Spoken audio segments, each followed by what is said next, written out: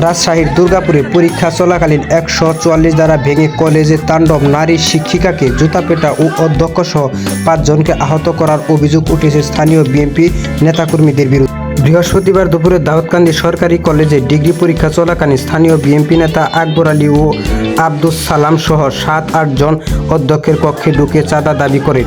এ নিয়ে বাকবিতণ্ডা এক পর্যায়ে প্রতিবাদ জানিয়ে ভিডিও করতে গেলে প্রভাষক আলেশা খাতুন হীরাকে জুতাপেটা করেন যুবদল নেতা শাহাদাত আলী।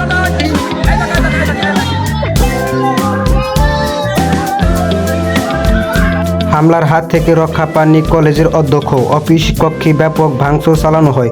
কলেজ কর্তৃপক্ষের দাবি, চাঁদা না পেয়ে পরিকল্পিতভাবে এই হামলা চালিয়েছে প্রভাবশালী এই চক্রটি। ঘটনার সময় ক্যাম্পাসে পুলিশ মোতায়েন থাকলেও 144 ধারা তোয়াক্কা করেননি হামলাকারীরা। এই ঘটনায় শিক্ষাঙ্গনে চরম আতঙ্ক বিরাজ করছে। দোষীদের দ্রুত বিচার ও দৃষ্টান্তমূলক শাস্তির দাবি জানিয়েছেন শিক্ষক ও শিক্ষার্থী।